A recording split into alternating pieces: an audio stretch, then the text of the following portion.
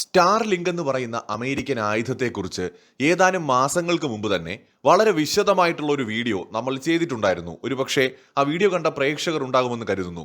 അതായത് സ്റ്റാർലിങ്കിനെ ഞാൻ മനഃപൂർവ്വം തന്നെയാണ് ആയുധമെന്ന് വിശേഷിപ്പിച്ചത്. അത് കേവലം ഒരു ഇന്റർനെറ്റ് സേവനം നൽകുന്ന സംവിധാനമല്ല. അതിലുപരിയായിട്ട് ആധുനിക കാലത്ത് അമേരിക്ക വികസിപ്പിച്ചെടുത്ത അവരുടെ ഏറ്റവും ശക്തമായ ആയുധങ്ങളിൽ ഒന്നാണ് സ്റ്റാർലിങ്ക്. ഈ അടുത്ത കാലത്തായിട്ട് നമ്മൾ മനസ്സിലാക്കേണ്ട ഒരു യാഥാർത്ഥ്യം നമ്മുടെ മുമ്പിലുണ്ട്. അതായത് അമേരിക്ക എന്ന് പറയുന്നത് ഒരു റിപ്പബ്ലിക് ആയാലും ഡെമോക്രാറ്റ് ആയാലും ഇലോൺ മസ്ക് ആയാലും ജെഫ് ബെസോസ് ആയാലും അല്ലെങ്കിൽ നമ്മുടെ സക്കർബർഗ് ആയാലും ഇതെല്ലാം ഒരു സിസ്റ്റത്തിന്റെ ഭാഗമാണ്. നമ്മൾ വിചാരിക്കും ഇവരൊക്കെ പ്രത്യേകമാണ്. ഒരു ഘട്ടത്തിൽ നമുക്കൊക്കെ അങ്ങനെ തോന്നിയിരുന്നു. അമേരിക്കൻ പ്രസിഡന്റ് ട്രംപ് ഡീപ് സ്റ്റേറ്റിനെതിരാണ് എന്നൊക്കെ നമ്മൾ കരുതി. പക്ഷെ നമ്മൾ അറിയാതെ പോകുന്ന ഒരു യാഥാർത്ഥ്യം, ഇവരെല്ലാം അമേരിക്ക എന്ന് പറയുന്ന ആ രാജ്യത്തെ നയിക്കുന്ന, നമ്മൾ കാണാതെ മറഞ്ഞിരിക്കുന്ന ആ അദൃശ്യ ശക്തിയുടെ ഭാഗമാണ്. ഡീപ് സ്റ്റേറ്റ് എന്ന് തൽക്കാലം അവയെ നമുക്ക് വിളിക്കാം എന്ന് മാത്രം. ഈ ഡീപ് സ്റ്റേറ്റിന്റെ ഭാഗമാണ് മസ്ക് ഉൾപ്പെടെ സകലതും. അമേരിക്കയിൽ സംഭവിച്ചുകൊണ്ടിരിക്കുന്ന ഓരോ കാര്യങ്ങളും ഡീപ് സ്റ്റേറ്റിന്റെ താല്പര്യങ്ങൾക്കനുസരിച്ച് തന്നെയാണ്. അതായത് പ്രസിഡന്റായിട്ട് ട്രംപ് വരണമെന്ന് ഡീപ് സ്റ്റേറ്റ് തന്നെ ആയിരിക്കാം ആഗ്രഹിച്ചിട്ടുണ്ടാവുക. നിങ്ങൾ ആരെങ്കിലും ആലോചിച്ചിട്ടുണ്ടോ അമേരിക്കയിൽ ഇത്രയേറെ പ്രശ്നങ്ങൾ നടക്കുന്നു? താരിഫ് ഇഷ്യൂസ് വരുന്നു, ഗ്രീൻലാൻഡ് പിടിച്ചെടുക്കുമെന്ന് പറയുന്നു, വെനസ്വേലൻ പ്രസിഡന്റിനെ പിടികൂടുന്നു, കാനഡയെ അടുത്ത സ്റ്റേറ്റ് ആക്കുമെന്ന് പറയുന്നു. എവിടെ പോയി അമേരിക്കയിലെ ഡെമോക്രാറ്റിലെ പ്രധാനപ്പെട്ട നേതാക്കളൊക്കെ? ആരും വരില്ല. എവിടെ പോയി പ്രക്ഷോഭങ്ങളൊക്കെ? ആരും പ്രക്ഷോഭങ്ങളും നടത്തില്ല. കാരണം ഇതെല്ലാം അമേരിക്കയുടെ ലോങ് ടേം പദ്ധതിയുടെ ഭാഗമാണ്. ട്രംപ് ഒരു ഘട്ടത്തിൽ ഡീപ് സ്റ്റേറ്റിന് എതിരെ പോയി എന്നത് യാഥാർത്ഥ്യമാണ്. പക്ഷെ പിന്നീട് ട്രംപിന് എന്ത് സംഭവിച്ചു? ട്രംപിന് ഒരു നിലനിൽപ്പില്ലാതെ പോയി അമേരിക്കയിൽ. ഒരു ഘട്ടത്തിൽ ട്രംപിന് ഫേസ്ബുക്ക്, ട്വിറ്റർ അല്ലെങ്കിൽ യൂട്യൂബ് എന്നിങ്ങനെ ഒന്നും ഉപയോഗിക്കാൻ കഴിയാതെ ട്രംപ് തീർത്തും ഒറ്റപ്പെട്ടു പോകുന്ന അവസ്ഥയുണ്ടായി. അതായത് ട്രംപിനെ ആരും വില കൊടുക്കാത്ത അവസ്ഥയുണ്ടായി. അവിടെ നിന്ന് ഇന്ന് ട്രംപ് അമേരിക്കയുടെ പ്രസിഡന്റ് ആയിട്ട് ഡീപ് സ്റ്റേറ്റിന് വേണ്ടി വേല ചെയ്യുകയാണ്. ഇലോൺ മസ്കിന്റെ കാര്യം പറഞ്ഞു കഴിഞ്ഞാൽ, മസ്കിന്റെ സ്റ്റാർലിങ്ക് എന്ന് പറയുന്നത് അമേരിക്കയുടെ ഏറ്റവും വലിയ ആയുധമാണ് എന്നതിന് ഇനിയും നമുക്ക് ഒരു സംശയവും വേണ്ട. ഇറാന്റെ കാര്യമെടുക്കാം, യുക്രൈന്റെ കാര്യമെടുക്കാം, വെനസ്വേലയുടെ കാര്യമെടുക്കാം, മ്യാൻമാറിന്റെ കാര്യമെടുക്കാം, സിറിയയുടെ കാര്യമെടുക്കാം, ബംഗ്ലാദേശിന്റെ കാര്യമെടുക്കാം. അങ്ങനെ അമേരിക്ക ഭരണകൂടങ്ങളെ അട്ടിമറിക്കാൻ ആഗ്രഹിച്ച എല്ലായിടത്തും സൗജന്യമായിട്ട് ആ നാട്ടിലെ യുവാക്കൾക്ക് അഥവാ ജെൻസി പ്രക്ഷോഭകർക്ക് ലഭ്യമാക്കുന്ന ഒരു ആയുധമാണ് ഈ പറയുന്ന സ്റ്റാർലിങ്ക്. സ്റ്റാർലിങ്കിലൂടെ അമേരിക്കയ്ക്ക് അവരുടെ നരേറ്റീവ് സൃഷ്ടിക്കുവാനും അവർക്ക് ആവശ്യമുള്ള ഇൻഫർമേഷൻസ് അവർക്ക് ആവശ്യമുള്ളവരിലേക്ക് എത്തിക്കാനും കഴിയും. ഇപ്പൊ സാധാരണ രീതിയിൽ ഒരു രാജ്യത്ത് നിന്ന് കലാപം പൊട്ടിപ്പുറപ്പെടുകയാണെങ്കിൽ ആ കലാപം ആളിക്കത്താതിരിക്കാൻ വേണ്ടിയിട്ട് ഭരണകൂടം ആദ്യം ചെയ്യുന്ന നടപടികളിൽ ഒന്നെന്ന് പറയുന്നത് ഇന്റർനെറ്റ് സേവനങ്ങൾക്ക് നിയന്ത്രണം ഏർപ്പെടുത്തുക എന്നുള്ളതാണ്. ഇന്റർനെറ്റിലൂടെയാണ് ഇന്ന് വിവരങ്ങൾ അതിവേഗത്തിൽ കൈമാറ്റം ചെയ്യപ്പെടുന്നത്. അപ്പൊ സ്വാഭാവികമായിട്ട് ഗവൺമെന്റ് ഉടനെ തന്നെ ഇന്റർനെറ്റ് ആക്സസ് എല്ലായിടത്തും നിയന്ത്രിക്കുകയോ അല്ലെങ്കിൽ നിർത്തലാക്കുകയോ ചെയ്യും. അപ്പോൾ ആ ഒരു പെർട്ടിക്കുലർ ഏരിയയിലുള്ള ആളുകൾക്ക് ഇന്റർനെറ്റ് ഉപയോഗിക്കാൻ പറ്റില്ല. ജമ്മു കാശ്മീരിലൊക്കെ കലാപം നടന്ന സമയത്ത് ഇന്ത്യ ഗവൺമെന്റ് ഇത് ചെയ്തിട്ടുണ്ട്. അങ്ങനെ നമ്മുടെ നോർത്ത് ഈസ്റ്റ് സ്റ്റേറ്റുകളിൽ, മണിപ്പൂരിൽ ഇത് ചെയ്തിട്ടുണ്ട്. പക്ഷേ ഇത്തരം സന്ദർഭങ്ങളിൽ നമ്മുടെ ഗവൺമെന്റ് പ്രശ്നം നിയന്ത്രിക്കാൻ, ശാന്തമാക്കാൻ, കലാപം കൂടുതൽ പ്രദേശങ്ങളിലേക്ക് വ്യാപിക്കാതിരിക്കാൻ വേണ്ടിയിട്ടാണ് ഇത്തരം നടപടികൾ ചെയ്യുന്നത്. പക്ഷെ നമ്മുടെ ഗവൺമെന്റിനെ മറികടന്നുകൊണ്ട് മറ്റൊരു ശക്തി ഇതിനെ തടയുകയാണെങ്കിലോ?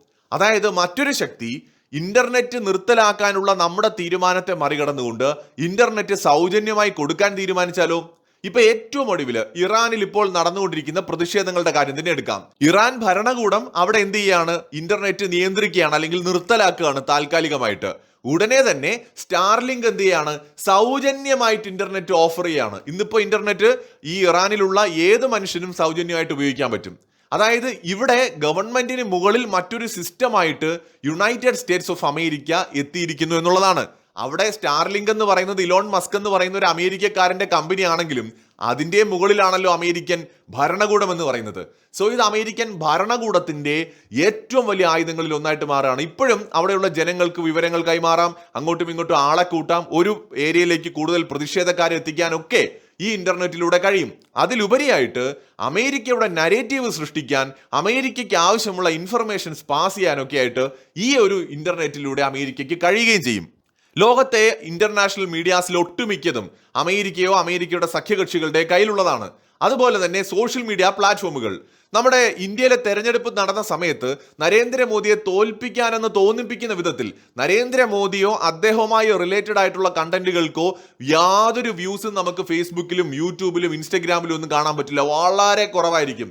എന്നാൽ അതേ സമയത്ത് ഓപ്പോസിഷൻ പാർട്ടികൾ എന്തെങ്കിലും ഒന്ന് പറഞ്ഞാൽ പോലും അതിന് ഭയങ്കരമായിട്ടുള്ള ഒരു ഹൈപ്പ് കിട്ടുകയും ചെയ്തു.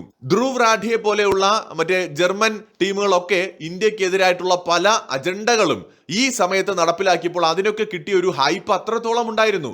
അപ്പൊ ഇത് ഒരു സ്ട്രാറ്റജിയുടെ ഭാഗമാണ്. ഇപ്പൊ അതുപോലെ തന്നെ ഇറാൻ ഭരണകൂടത്തിനെതിരായിട്ടുള്ള നരേറ്റീവ് സോഷ്യൽ മീഡിയയിലൂടെ പ്രചരിപ്പിക്കുവാൻ, ഇറാനിലെ യുവാക്കളെ കൂടുതൽ ഭരണകൂടത്തിനെതിരെ തിരിയാൻ പ്രേരിപ്പിക്കുവാനൊക്കെ അമേരിക്കയ്ക്ക് കഴിയും. സ്റ്റാർലിങ്ക് എന്ന് പറയുന്ന സൗജന്യ ഇന്റർനെറ്റ് കൊടുത്തുകൊണ്ട് ഫേസ്ബുക്കും യൂട്യൂബും അല്ലെങ്കിൽ അമേരിക്കൻ മാധ്യമങ്ങളും സോഷ്യൽ മീഡിയ പ്ലാറ്റ്ഫോമുകളും ഉപയോഗിക്കാനുള്ള സൗകര്യം കൊടുത്തുകൊണ്ട് അതിലൂടെ ഇറാൻ എന്ന് പറയുന്ന റീജിയണിൽ ഭരണകൂടത്തിനെതിരായിട്ടുള്ള ഇൻഫർമേഷൻസും വാർത്തകളും മാത്രം കൂടുതൽ ലഭ്യമാവുന്ന തരത്തിൽ സിസ്റ്റങ്ങളെ മാറ്റിക്കൊണ്ട് അവിടെ അമേരിക്കയ്ക്ക് ജൻസി പ്രക്ഷോഭത്തെ അല്ലെങ്കിൽ ജനകീയ പ്രക്ഷോഭത്തെ ഒക്കെ ആളിക്കത്തിക്കാൻ കഴിയും. ഇതേ സ്ട്രാറ്റജി നമ്മൾ ബംഗ്ലാദേശിൽ ഇവർ നടപ്പിലാക്കിയിട്ടുണ്ട്. ബംഗ്ലാദേശിൽ കലാപം അരങ്ങേറിയ സമയത്ത് യുവാക്കൾക്ക് സൗജന്യ ഇന്റർനെറ്റ് കൊടുത്തുകൊണ്ടാണ് മഹാനായ നമ്മുടെ ഇലോൺ മസ്ക് അവിടെ അവതരിച്ചത്. അതുപോലെ തന്നെ സിറിയയിൽ നമ്മളിത് കണ്ടു. അതുപോലെ നമ്മുടെ യുക്രൈനിൽ ഇപ്പോഴും സൗജന്യമായിട്ടൊക്കെയാണ് ഇന്റർനെറ്റ് സേവനം കൊടുക്കുന്നത്. അവിടെ ഇപ്പോഴും നമ്മളത് കാണുന്നുണ്ട്. മ്യാൻമാറിൽ സൗജന്യമായിട്ടാണ് അവിടെയുള്ള തീവ്രവാദികൾക്കും അല്ലെങ്കിൽ ഈ ഗവൺമെന്റിനെതിരായിട്ട് മിലിറ്ററി ഗ്രൂപ്പിനെതിരായിട്ട് ഫൈറ്റ് ചെയ്യുന്ന മിലിറ്റന്റ് ഗ്രൂപ്പുകൾക്കും ഒക്കെ ഇന്റർനെറ്റ് കിട്ടുന്നത്. ആഫ്രിക്കയിലെ പല റീജിയൻസിലും ഇങ്ങനെ അമേരിക്ക ഭരണകൂടങ്ങളെ അട്ടിമറിക്കാനായിട്ട് വളരെ ബുദ്ധിപരമായിട്ട് ഇത് ഉപയോഗിക്കുകയാണ്. ഏറ്റവും ഒടുവില് വെനസ്വേലയിലും നമ്മളിത് കണ്ടു. വെനസ്വേലയിൽ പ്രസിഡന്റിനെതിരായിട്ടുള്ള ഒരു നരേറ്റീവ് സൃഷ്ടിക്കുവാനും ജനങ്ങളെ ഒന്നിപ്പിക്കുവാനുമായിട്ട് സോഷ്യൽ മീഡിയയും സ്റ്റാർലിങ്കിനെയും വളരെ ഭംഗിയായിട്ട് അമേരിക്ക ഉപയോഗിച്ചിട്ടുണ്ട്. അപ്പോൾ അമേരിക്ക ഇനിയുള്ള കാലത്ത് രാജ്യങ്ങളുടെ നിയമങ്ങളെ മറികടക്കാനായിട്ട് അമേരിക്ക കണ്ടെത്തിയിട്ടുള്ള ഏറ്റവും വലിയ ആയുധമാണ് അവരുടെ സ്റ്റാർലിങ്ക് എന്ന് പറയുന്നത്. ഈ സാധനം ലോകത്ത് വർക്കാകാത്ത മൂന്നേ രാജ്യങ്ങളേ ഉള്ളൂ: ചൈന, റഷ്യ, ഇന്ത്യ. ഇന്ത്യയിലോ ചൈനയിലോ റഷ്യയിലോ സ്റ്റാർലിങ്ക് എന്നല്ല ഏതൊരു സംവിധാനം വന്നാലും അതിനെ തകർക്കാനുള്ള സംവിധാനം ഈ രാജ്യങ്ങൾക്കുണ്ട്. ഈ സ്റ്റാർലിങ്ക് ഓൾറെഡി ഇന്ത്യയിലും അവർക്ക് പ്രവർത്തിക്കാം. പക്ഷെ സ്റ്റാർലിങ്ക് ഇന്ത്യൻ നിയമങ്ങൾക്ക് പുറത്ത് പ്രവർത്തിക്കാൻ തുടങ്ങിക്കഴിഞ്ഞാൽ ഇന്ത്യക്ക് അതിനെ നിയന്ത്രിക്കാനുള്ള സംവിധാനമുണ്ട്. ഒന്ന്, ലോകത്ത് 4 രാജ്യങ്ങൾക്ക് മാത്രമാണ് ആന്റി സാറ്റലൈറ്റ് മിസൈൽ സംവിധാനമുള്ളത്. സാറ്റലൈറ്റുകളെ തകർക്കാൻ കഴിയുന്ന മിസൈലുകൾ. അമേരിക്ക, റഷ്യ, ഇന്ത്യ, ചൈന എന്നീ രാജ്യങ്ങളാണിത്. 2019 ഇന്ത്യ ആന്റി സാറ്റലൈറ്റ് മിസൈല് പരീക്ഷിച്ച് വിജയിപ്പിക്കുന്നത്. അതിന് മുമ്പ് ഇന്ത്യയുടെ കൈവശമുണ്ടോ എന്ന് നമുക്കറിയില്ല. ഒഫീഷ്യലായിട്ട് 2019 ഇന്ത്യ പരീക്ഷണം നടത്തി വിജയിപ്പിച്ചുകൊണ്ട് വളരെ ചുരുക്കം രാജ്യങ്ങൾ മാത്രമുള്ള, നേരത്തെ 3 രാജ്യങ്ങൾ മാത്രമുണ്ടായിരുന്ന ഗ്രൂപ്പിലേക്ക് ഇന്ത്യ ജോയിൻ ചെയ്യുന്നത്. അങ്ങനെ 4 രാജ്യങ്ങൾ മാത്രമാണ് ആന്റി സാറ്റലൈറ്റ് മിസൈലുകളുള്ള രാജ്യങ്ങളായിട്ടുള്ളത്. ഇതിനു പുറമെ ഈ ചുരുക്കം ചില രാജ്യങ്ങൾക്ക് മാത്രം, ചൈന, ഇന്ത്യ, റഷ്യ എന്നിങ്ങനെയുള്ള 4 രാജ്യങ്ങൾക്ക് മാത്രമുള്ള ഒരു ടെക്നോളജിയാണ് സാറ്റലൈറ്റുകളെ ജാം ചെയ്യാനുള്ള ടെക്നോളജി. അതും ഇന്ത്യ ഡെവലപ്പ് ചെയ്തിട്ടുണ്ട്. ഇലക്ട്രോണിക് ജാമിംഗ് സിസ്റ്റംസ് ഡെവലപ്പ് ചെയ്തെടുത്തിട്ടുള്ള വിരളിൽ എണ്ണാവുന്ന രാജ്യങ്ങളിൽ ഒന്നാണ് നമ്മുടെ രാജ്യം. ഇതെന്ന് പറയുന്നത് ഒരു സ്പെസിഫിക് ആയിട്ടുള്ള ഒരു ഏരിയയിൽ നമുക്കിത് ഉപയോഗിക്കാം.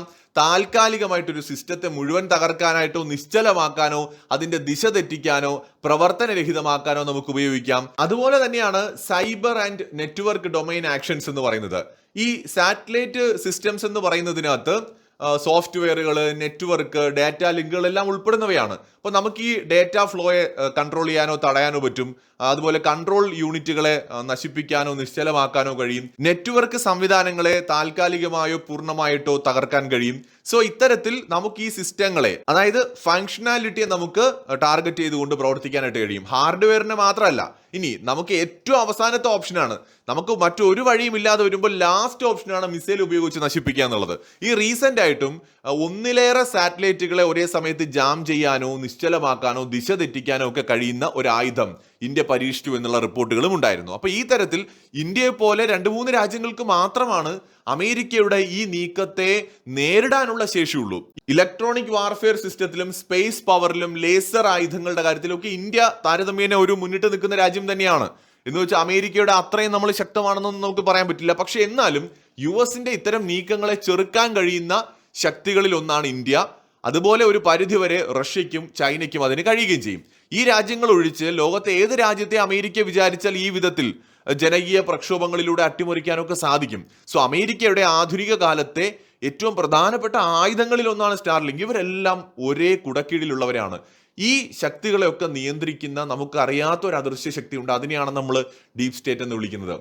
ട്രംപ് ആണെങ്കിലും ഇലോൺ മസ്ക് ആണെങ്കിലും അല്ലെങ്കിൽ മെറ്റ ആണെങ്കിലും ഗൂഗിൾ ആണെങ്കിലും ആപ്പിൾ ആണെങ്കിലും അല്ലെങ്കിൽ ആമസോൺ ആണെങ്കിലും ഇങ്ങനെയുള്ള അമേരിക്കൻ കമ്പനികളെ എല്ലാം നിയന്ത്രിക്കുന്ന അതിൻ്റെയൊക്കെ മുതലാളിമാരെ വരച്ച വരയിൽ നിർത്തുന്ന ശക്തികൾ അമേരിക്കയിലുണ്ട്. അവരുടെ അജണ്ടകൾ എന്ന് പറയുന്നത് ലോങ് ടേം ഉദ്ദേശം കൊണ്ട് തന്നെയാണ്. ഇപ്പം നമ്മുടെ ഈ ലോകത്ത് നടന്നുകൊണ്ടിരിക്കുന്ന കാര്യങ്ങൾ ട്രംപിനെ വെച്ച് ഡീപ് സ്റ്റേറ്റ് ചെയ്യാൻ ആഗ്രഹിക്കുന്ന കാര്യങ്ങളാണ്. ട്രംപിന്റെ ടേമിൽ മാക്സിമം അവരിതൊക്കെ ചെയ്യും. അടുത്തെന്തായാലും ട്രംപ് വീണ്ടും അധികാരത്തിൽ വരാൻ സാധ്യത കാണുന്നില്ല. മിക്കവാറും വരുന്നത് വീണ്ടും ഡെമോക്രാറ്റിക് പ്രസിഡന്റ് ആയിരിക്കും. ആ സമയത്ത് ട്രംപിനെ അവർ തള്ളിപ്പറയും. പക്ഷെ ട്രംപ് എടുത്ത തീരുമാനങ്ങളെ തിരുത്താനോ അല്ലെങ്കിൽ ട്രംപിന്റെ എല്ലാ തീരുമാനങ്ങളെയും തള്ളിപ്പറയാനോ തയ്യാറാവില്ല. ചിലപ്പോൾ ട്രംപ് പിന്മാറിയ ചില അന്താരാഷ്ട്ര സഖ്യങ്ങളിൽ വീണ്ടും ചേരുമായിരിക്കും. പക്ഷേ ലോങ് ടേമിലേക്ക് അമേരിക്ക എടുത്ത തീരുമാനങ്ങളെ ഒരിക്കലും അടുത്ത പ്രസിഡന്റും മാറ്റാൻ പോകുന്നില്ല. അത് സാധ്യവുമല്ല അവർക്ക് ഒരു പരിധി വരെ. അപ്പൊ ഇവിടെയാണ് ഇതെല്ലാം ഡീപ് സ്റ്റേറ്റ് എന്ന് പറയുന്ന അദൃശ്യ ശക്തിയുടെ നിയന്ത്രണത്തിൽ നടക്കുന്ന കാര്യങ്ങളാണെന്ന് സംശയിക്കാൻ വീണ്ടും പ്രേരിപ്പിക്കുന്ന ഘടകം എന്ന് പറയുന്നത്. ഈ മസ്ക് ഉൾപ്പെടെയുള്ളവരെ ഡീപ് സ്റ്റേറ്റ് എന്നേ അവരുടെ വലകളിൽ പെടുത്തിയിട്ടുണ്ടാവും. മറ്റൊരു വീഡിയോയുമായി വീണ്ടും കാണാം.